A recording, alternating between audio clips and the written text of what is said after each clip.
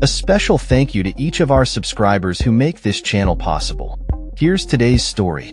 In a striking interview with American journalist Tucker Carlson, Russian Foreign Minister Sergey Lavrov has made it abundantly clear that Russia is prepared to deploy any means necessary to avoid what he termed a strategic defeat in its ongoing conflict with Ukraine. This declaration comes on the heels of Russia's recent deployment of the Oryshnik hypersonic missile against the Ukrainian city of Dnipro, a move that Kremlin leader Vladimir Putin has characterized as a test of a weapon that he claims is invulnerable to interception. Lavrov's comments, broadcast on December 6, 2024, underscore a significant escalation in rhetoric, as he warned that the West, particularly the United States and its allies, must recognize Russia's determination to defend its interests at all costs. Lavrov stated, "The message is that the US and the allies of the US, who also provide these long-range weapons to the Kyiv regime, they must understand that we would be ready to use any means not to allow them to succeed in what they call a strategic defeat of Russia." He further elaborated that the West is engaged in a struggle to maintain its hegemony globally, while Russia is fighting for its legitimate security interests. The backdrop of this interview is a fraught geopolitical landscape in which tensions have escalated significantly since the full-scale invasion of Ukraine in February 2022, which Moscow refers to as a special military operation. Lavrov criticized the Western refusal to engage in discussions about security guarantees for Russia prior to the invasion, suggesting that this lack of dialogue contributed to the current state of affairs. As Western leaders attempted to dissuade Moscow from its aggressive posture in early 2022, Lavrov recounted that Ukraine had lost opportunities to preserve its territorial integrity by rejecting proposals for peace negotiations. He emphasized that Russia had long warned that NATO's expansion toward its borders would lead to serious consequences, framing the invasion as a defensive action to protect Russian-speaking populations in eastern Ukraine. During the extensive 80-minute interview, Lavrov also addressed the perception that Russia has no red lines when it comes to defending its interests.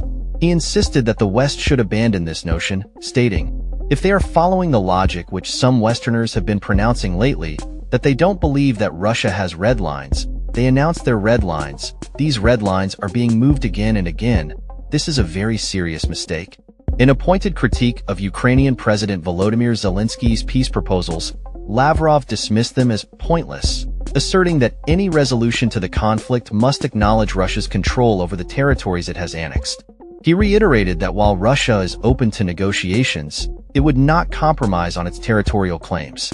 This interview comes at a time when Lavrov is in Malta for the Organization for Security and Cooperation in Europe (OSCE) meeting, where he faced significant pushback from Western leaders regarding Russia's military actions in Ukraine.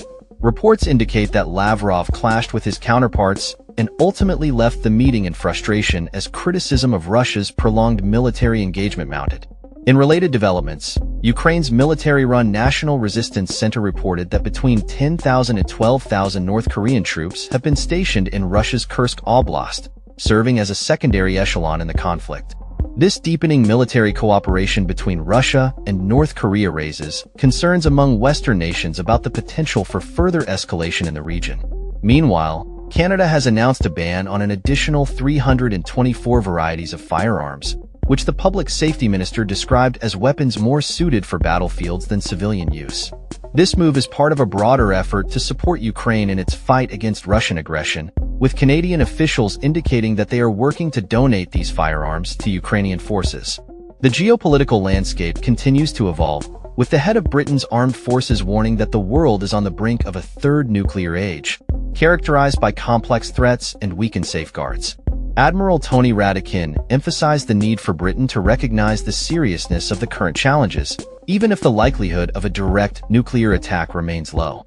As the situation in Ukraine remains volatile, Lavrov's statements reflect a hardened stance from Moscow, signaling that the conflict is far from resolution and that the potential for further military escalation looms large.